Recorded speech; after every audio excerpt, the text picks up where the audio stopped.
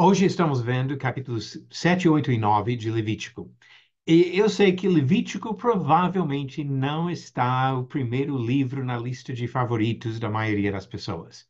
E realmente, tem coisas nesse livro que são um pouco difíceis de entender exatamente o valor que tem para nós, porém, tudo que Deus revelou tem algum valor para nós. E quando estudamos sobre os sacrifícios, estudamos sobre as várias regras e rituais necessários para servir ao Senhor no Antigo Testamento, uma das coisas que observamos é a importância do cuidado de fazer tudo exatamente como Deus fala. Que Ele é muito específico nas suas instruções. E aquelas pessoas que respeitavam o Senhor no Antigo Testamento demonstraram a preocupação de respeitar exatamente o que ele falava e a maneira que ele falava. Então, antes de entrar, eu quero comentar um pouquinho sobre o que nós encontramos nesses capítulos de 7 a 9 hoje. O foco está na consagração dos sacerdotes.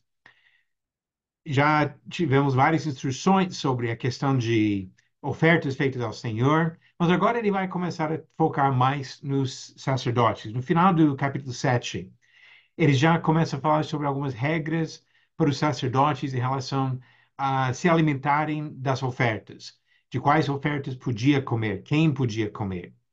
Capítulos 8 e 9, ele fala sobre a consagração dos primeiros sacerdotes e do início do serviço do próprio sumo sacerdote Arão. Os outros vão entrar no serviço já no capítulo 10, que, se Deus permitir, vamos ver na próxima aula. Então, olhando para essas informações sobre os sacerdotes, nós temos agora várias coisas interessantes nesses capítulos 7, 8 e 9. Então, já vamos partir para as perguntas e observar algumas coisas nesses capítulos. Perguntas sobre o capítulo 7. As primeiras duas perguntas hoje, tem uma jovem que vai responder essas perguntas. Boa noite, Joana. Boa noite. Boa noite. A sua primeira pergunta aqui, Joana, nas ofertas pelo pecado e pela culpa, quem teria direito de ficar com o couro do animal sacrificado? O sacerdote. Exatamente. O sacerdote que fizesse a oferta teria direito de ficar com esse couro. Só uma pequena observação. Lembramos que as outras tribos receberam territórios com espaço suficiente para fazer plantações, criar gado, mas os levitas recebiam cidades e só um pouco de espaço ao redor da cidade. E assim também eles precisavam dedicar uma parte do seu tempo ao serviço no tabernáculo. Em consequência disso, eles dependiam, por uma boa parte da sua alimentação e outras necessidades, das outras tribos. Então, quando alguém trazia um boi para sacrificar, um novilho para sacrificar, ficava o couro com o sacerdote que fizesse o holocausto. E a pergunta 2, Joana, a carne de quais ofertas poderia ser consumida exclusivamente por sacerdotes? E a segunda parte da pergunta, pelos ofertantes. Oferta pela culpa e ofertas pacíficas. Ok, para os sacerdotes, ofertas pela culpa e parte das ofertas pacíficas. E para as outras pessoas? Você achou uma resposta? Não. Ok, eu confesso, Joana, que essa pergunta não foi a melhor pergunta da noite. Quando eu voltei a preparar, eu pensei, acho que não fiz muito bem nessa pergunta. Parece que, no versículo 15 a 18, Indicada. tá? Eu tinha falado pacíficas. A B. Ah, tá. Você estava dando já A e B. Ok, ok. E realmente, então você acertou, porque a parte das ofertas pacíficas ficava para o sacerdote, a pequena parte, e a maior parte ficava para quem fazia a oferta. E a ideia nos dois casos aqui. Então você conseguiu responder, mas ninguém queria responder essa pergunta hoje, Joana. Está de parabéns. Mas o que nós observamos aqui? Uma participação com Deus nessas ofertas, porque foram coisas oferecidas a Deus, mas quando o sacerdote ou a própria pessoa que fazia oferta comia uma parte, estava tendo uma certa comunhão com Deus. um pouco parecida, talvez, com a ceia do Senhor no Novo Testamento, que nós temos uma certa participação com o Senhor quando nós participamos da ceia. Muito bom, Joana, muito obrigado pela ajuda e semana que vem pode responder outras perguntas, tá? Agora vamos partir para a pergunta número 3. Beca, tem três partes aqui. Quais foram as restrições sobre o consumo? E vamos por partes aqui. Da gordura de animal que morre por si ou que for morto por outros animais. Ela não poderia ser comida. Poderia até servir para qualquer outra coisa, mas para ser comida, não. Ok, exatamente. Não podia comer, podia usar para outras coisas. E gordura de animais oferecidos como ofertas queimadas. Também não poderia ser comida. Ok. Neste caso, parece que o ponto é mais que essa gordura pertencia a Deus, foi queimada para Deus. E assim, o ser humano não tinha direito de comer essa gordura que foi expressamente dada para o Senhor. E comer sangue? Ninguém poderia comer também e seria eliminado do meio do povo de Israel. Ok, foi expressamente proibido comer sangue, e realmente com essa consequência de ser eliminado do meu povo, de ser morto se comesse sangue.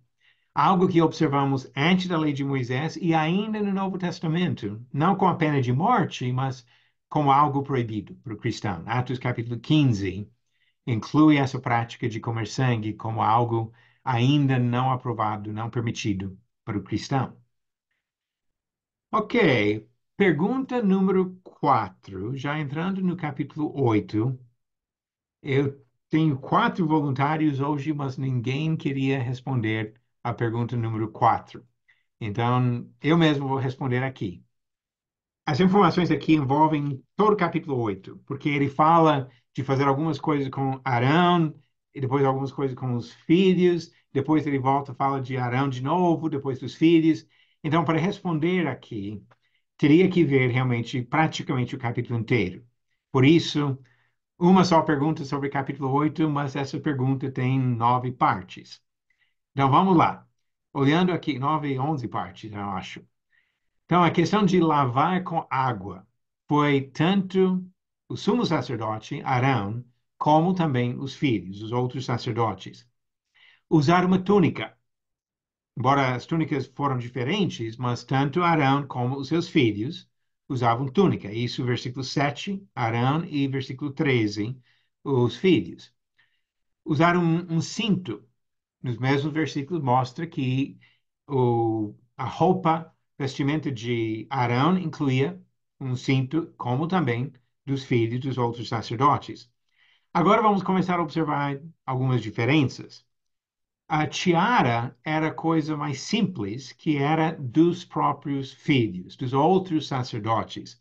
O sumo sacerdote tinha uma mitra, um turbante, algumas versões dizem, algo mais detalhado, algo mais bonito, mais de luxo, vamos dizer. E sobre peliz, ou manto, que apresentava também uma roupa mais trabalhada, mais bonita, só o sumo sacerdote. O peitoral que tinha as pedras representando as várias tribos, e Urim e Tumim, pedras que foram usadas para saber a vontade de Deus, e isso era coisa somente do sumo sacerdote. Encontramos algumas outras vezes no Antigo Testamento referências ao Urim e Tumim. Talvez, algumas pessoas acham que talvez fosse uma pedra branca e uma pedra preta, alguma coisa assim, mas que usava para receber uma resposta de Deus, sim ou não, sobre algumas questões. Então, consultavam Urim e Tumim, que era função do sumo sacerdote. A coroa sagrada, que ficava na mitra, também coisa só do sumo sacerdote. E ungir a cabeça com óleo, ele fala isso também sobre o sumo sacerdote, não sobre todos. E lembrando que essa ideia de unção, encontramos também uma vez ou outra sobre profetas, também sobre reis e aqui sobre sumo sacerdote. Lembrando que no Novo Testamento, Jesus e a própria palavra Cristo ou Messias significa, de fato, ungido. Jesus é profeta, sumo sacerdote e rei, rei dos reis. E Jesus, de fato, é o ungido, o Cristo. Sangue na orelha e polegares, sangue do sacrifício que foi feito para consagrar esses sacerdotes, isso foi feito com Arão e também com seus filhos. E todos eles tiveram que ficar uma semana na porta da tenda, não podiam sair. Então, aqui mostrando que realmente estariam se dedicando ao serviço ao Senhor.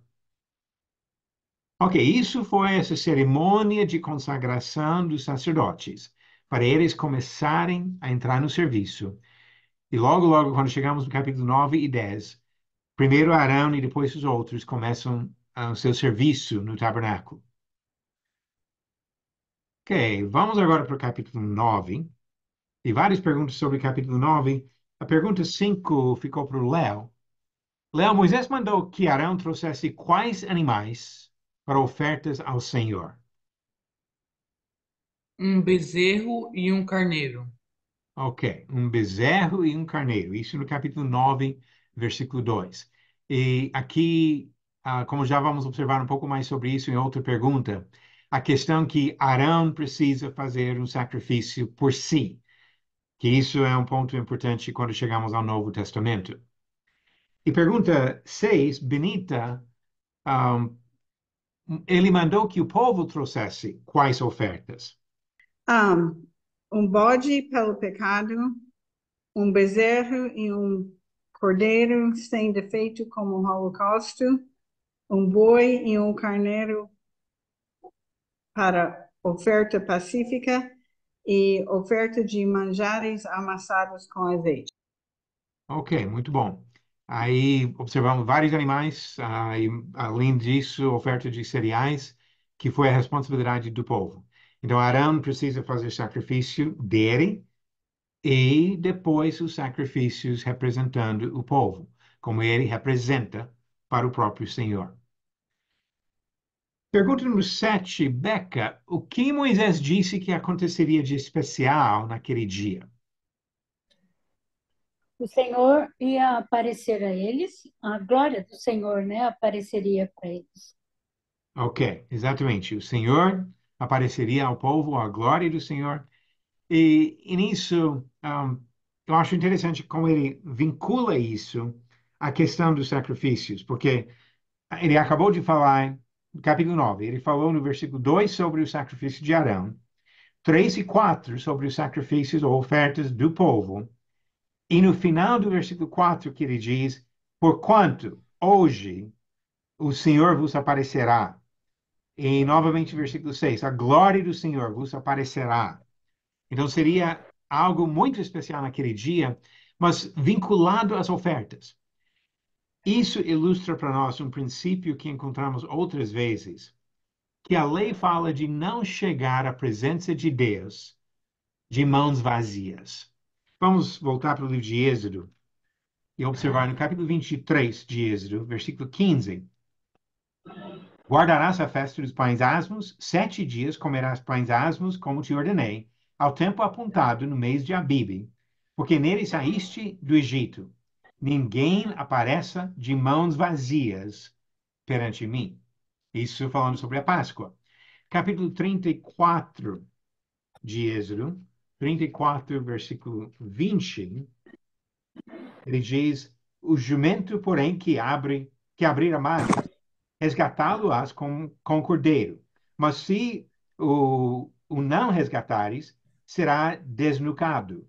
Remirás todos os primogênitos de teus filhos, ninguém aparecerá diante de mim de mãos vazias. E quando chegamos em Deuteronômio capítulo 16, novamente a mesma ideia de não chegar ao Senhor de mãos vazias. Capítulo 16, versículo 16, 3 vezes no ano, todo varão entre ti aparecerá perante o Senhor, teu Deus, no lugar que escolher, na festa dos pães asmos, e na festa das semanas, e na festa dos tabernáculos. Porém, não aparecerá de mãos vazias perante o Senhor. Então, cada um teria que trazer uma oferta ao Senhor quando chegasse para qualquer uma das festas citadas nesse caso. Agora, olhando para esse princípio do Antigo Testamento, temos algo que deve nos instruir quando pensamos no Novo, que nós também não devemos chegar ao Senhor de mãos vazias. Só que nós não temos nenhuma oferta de valor para dar para Ele. Porque nós todos chegamos ao Senhor com o problema do nosso pecado, precisando de perdão, de remissão, e dependendo do sacrifício que Jesus fez. Porém, existe a ideia de sacrifício por nossa parte, que nós devemos apresentar o próprio corpo como sacrifício vivo ao Senhor. Então, não podemos fugir da responsabilidade de ofertar ao Senhor. E como também tem várias outras maneiras. Se temos dado nossa vida ao Senhor, nossos recursos, nosso tempo, nossa energia, nossa vida, de fato, pertence ao Senhor. Ok. Pergunta número 8. Eu volto para o Léo. Léo, Arão foi obrigado a fazer sacrifícios por quem nesse início de serviço como sumo sacerdote? Pelo povo e por ele mesmo. Ok. Ele teve que fazer expiação por si mesmo e pelo povo. Isso no capítulo 9, versículo 7, que ele diz: Depois disse Moisés a Arão: Chega-te ao altar, faze a tua oferta pelo pecado e o teu holocausto, e faz expiação por ti e pelo povo. Depois faz a oferta do povo e expiação por ele, como ordenou o Senhor. Ele não era um sacerdote perfeito. Então era necessário que ele fizesse sacrifício por si, como também sacrifício pelo povo. E quando nós pensamos sobre esse fato, e vamos ver mais sobre isso na pergunta 12, mas como sacerdote humano, Arão precisava fazer sacrifícios por si. Se ele não resolvesse primeiro o problema do seu pecado, como que ele chegaria na presença de Deus para representar o povo? E talvez algo para a gente pensar sobre nossa função. Às vezes nós fazemos orações de intercessão para outros irmãos, pedindo que Deus perdoe o pecado de algum irmão arrependido do seu pecado. Mas às vezes nós também temos algum pecado que pode impedir que a oração chegue ao Senhor. E às vezes precisamos primeiro pedir perdão pelos nossos pecados para depois poder interceder a favor de outros. O sumo sacerdote foi intercessor. Ele representava o povo diante do Senhor. Então, se ele entrasse com a imundícia do seu próprio pecado, como que ele faria essas ofertas pelo povo? Então, primeiro por ele, depois pelo próprio povo, ele pode fazer os sacrifícios. Agora, pergunta número 9, Benita. Opa, eu já estou dando resposta aqui, não é para fazer isso. Então, vamos ler pergunta 9. Eu errei aqui nos slides. Um, número 9. Quem entrou na tenda da congregação naquele dia? Eu tenho a mesma resposta de você, Moisés e Arão. Ok. Então, não revelei nada. E realmente essa resposta não foi difícil. Capítulo 9, versículo 23. Entraram Moisés e Arão na tenda da congregação. E assim, esses dois. Uma coisa implícita aqui. Arão é o sumo sacerdote. Os filhos dele são sacerdotes. Toda a linhagem de sacerdotes vem a partir de Arão. Porém, parece que Moisés ainda exerce uma função como se estivesse até talvez ainda acima de Arão, porque ele também entra no tabernáculo junto com Arão. Ele participava dos sacrifícios, dos rituais de consagração de Arão para essa função. Então, Moisés também tem uma função ainda bastante importante como líder espiritual do povo. Mas a partir de Arão, todos os sacerdotes seriam descendentes da linhagem dele e não da linhagem de Moisés. Talvez em parte porque Moisés, nós lembramos, casou com estrangeira. E talvez por esse motivo os filhos dele não seriam os filhos santificados para servir como sacerdotes, mas sim os descendentes de Arão. Pergunta número 10, Beca. Como Deus se manifestou visivelmente diante do povo? Você já respondeu a pergunta falando que ele ia aparecer, a glória dele ia aparecer. Agora, como que ele fez isso? Saiu fogo da presença do Senhor e consumiu o holocausto. E as porções de gordura que estava sobre o altar também foi consumida. Ok. Então a glória do Senhor apareceu e esse fogo saiu para consumir o holocausto que Moisés e Arão haviam preparado, ou Arão, conforme as instruções de Moisés. Essa ideia de sair fogo para consumir um sacrifício, uma coisa interessante. Inclusive, eu gostaria de mostrar alguns outros exemplos onde Deus faz isso, que é uma maneira de mostrar a sua presença e, ao mesmo tempo, a aceitação do serviço oferecido a ele. Vamos passar aqui para frente um pouquinho. Juízes, capítulo 6. Juízes, capítulo 6, é onde Deus chama Gideão para servir a ele. E nós encontramos aqui, Gideão prepara um sacrifício, versículo 19. Entrou Gideão e preparou um cabrito e bolos asmos de um efa de farinha. A carne pôs num cesto e o caldo numa panela, e trouxe-o até debaixo do carvalho e lo apresentou. Porém, o anjo de Deus lhe disse: Toma a carne e os bolos asmos, põe-nos sobre esta penha e derrama-lhes por cima o caldo. E assim o fez. Agora, Gideão aqui não está levando o sacrifício para o tabernáculo. E o tabernáculo já existe nessa época, lugar de fazer sacrifícios. Ele não está levando para esse lugar, mas ele prepara as coisas e traz para Deus, coloca em cima de uma pedra. E depois, versículo 21, estendeu o anjo do Senhor a ponta do cajado que trazia na mão, e tocou a carne e os bolos asmos. Então subiu fogo da penha e consumiu a carne e os bolos. E o anjo do Senhor desapareceu de sua presença. As várias aparições do anjo do Senhor, é escrito assim, o anjo do Senhor, não algum, ou alguns, mas o anjo do Senhor. Essas aparições no Novo Testamento, talvez sempre, ou quase sempre, pelo menos, apresentam no contexto evidências que se trata do próprio Senhor, talvez Jesus. Como sabemos que Jesus estava ativo no Antigo Testamento, pode ser que é o próprio Jesus aparecendo aqui. Mas ele que manda o fogo que consome o sacrifício. Agora, segundo exemplo, 1 Reis, capítulo 18. 1 Reis 18 foi aquele encontro e desafio que Elias fez para os profetas de Baal e outros falsos profetas no Monte Carmelo. Vocês lembram da história que os profetas de Baal prepararam um sacrifício e Elias preparou outro sacrifício.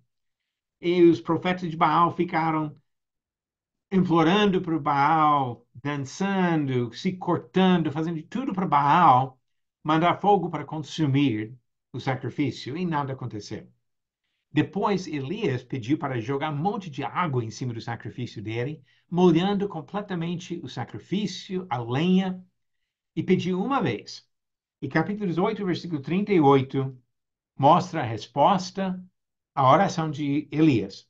Então caiu fogo do Senhor e consumiu o holocausto, e a lenha, e as pedras, e a terra, e ainda lambeu a água que estava no rego. Deus mostrou sua presença e aceitou o sacrifício de Elias. Mais um exemplo disso vem em 1 Crônicas. E como não são muitos casos, eu acredito que cada caso ensina uma coisa importante. Deus chamando um juiz para libertar o seu povo, Deus mostrando que ele é o verdadeiro em contraste com os falsos deuses. E agora, 1 Crônicas, capítulo 21. Aqui no final da vida de Davi, ele errou quando levantou um censo sem a permissão de Deus. E Deus castigou fortemente o povo por causa do pecado de Davi. Davi, com coração de pastor, foi muito mais atingido quando o povo sofresse do que se fosse algo contra ele mesmo. Mas aí ele buscou o perdão do Senhor. Comprou um lugar, preparou um sacrifício e no versículo 26, edificou ali um altar ao Senhor, ofereceu nele holocaustos e sacrifícios pacíficos e invocou o Senhor, o qual lhe respondeu com fogo do céu sobre o altar do holocausto. Assim, parou o castigo que Deus tinha preparado para o próprio Davi. E é o lugar que depois seria o local do templo, lugar dos sacrifícios feitos ao Senhor. Ok, pergunta número 11. Agora passando para o Léo com essa pergunta. Com essas manifestações divinas, a glória do Senhor enche o lugar, o fogo sai para consumir o holocausto. Como que o povo reagiu a isso? O povo jubilou e prostrou-se. Ok, esse júbilo é é uma demonstração de alegria, junto com a reverência, de se prostrar diante do Senhor, mostrando reverência. Nós também podemos sentir grande alegria quando temos o privilégio de estar na presença do Senhor. E lembrando que a presença dele é espiritual, não é a presença física para nós. Mas nós temos motivo de alegria nisso, mas sempre de reverência. Sempre estamos diante do Senhor e sempre devemos demonstrar reverência para com Ele em todos os aspectos do nosso comportamento, jamais desrespeitando o nosso Criador. E agora mais uma pergunta, um desafio adicional da noite. E novamente eu acho que essa pergunta foi um pouco assustadora para os voluntários, ninguém se ofereceu para responder. E assim vamos já para essa pergunta. Eu pedi para considerar Levítico 9 à luz de Hebreus 5, Hebreus 7 e Hebreus 8. Identificar similaridades e diferenças entre Arão e Jesus. Então, eu já vou mostrar a resposta aqui, vamos observar, especialmente no livro de Hebreus, esses pontos aqui. Mas sabemos que existe uma comparação, mas algumas diferenças importantes. Jesus é sumo sacerdote, mas não segundo a ordem de Arão, ele é sumo sacerdote segundo a ordem de Melquisedeque, que era sumo sacerdote para sempre e não dependia de uma relação com a tribo de Levi. Então vamos ver agora, eu vou mostrar aqui, vamos ver vários trechos. Primeiro, e essas citações vêm de Hebreus. Hebreus capítulo 5. Hebreus capítulo 5, versículos 1 ao 4. Ele acabou de falar, no final do capítulo 4, que Jesus entende a circunstância humana, porque ele foi homem, ele fez carne. Depois ele diz, capítulo 5, versículo 1, porque todo sumo sacerdote, sendo tomado dentre os homens, é constituído nas coisas concernentes a Deus, a favor dos homens, para oferecer tanto dons como sacrifícios pelos pecados. E é capaz de condoer-se dos ignorantes e dos que erram, pois também ele mesmo está rodeado de fraqueza. Aqui pensando sobre Arão e Jesus. E é interessante o argumento que o autor faz aqui. Jesus, para se tornar sacerdote, precisava se tornar homem. Arão já era homem, mas Jesus precisou se fazer carne, chegar aqui na forma humana para se qualificar como sacerdote. Se ele não tivesse feito isso, ele não teria condições de servir como sacerdote. E isso nós vamos observar depois quando chegamos no capítulo 8, versículo 4. Se ele estivesse na terra, nem mesmo sacerdote seria, visto existirem aqueles que oferecem os dons segundo a lei. Jesus não era da tribo de Levi. Ele não era sacerdote aqui. Ele se qualificou para ser sacerdote vindo para cá, assumindo a forma humana. Mas assim ele aprendeu pela experiência própria, como compreender a dificuldade, as fraquezas dos seres humanos, mesmo ele não pecando. Agora, versículo 3, capítulo 5, versículo 3. E por esta razão deve oferecer sacrifícios pelos pecados, tanto do povo como de si mesmo. Isso seria Arão. Ninguém, pois, toma esta honra para si mesmo, senão quando chamado por Deus, como aconteceu com Arão. E o ponto implícito aqui, como aconteceu também com Jesus, que o Pai chamou Jesus para ser sacerdote. Agora, capítulo 7. São sacerdotes diferentes e sacrifícios diferentes.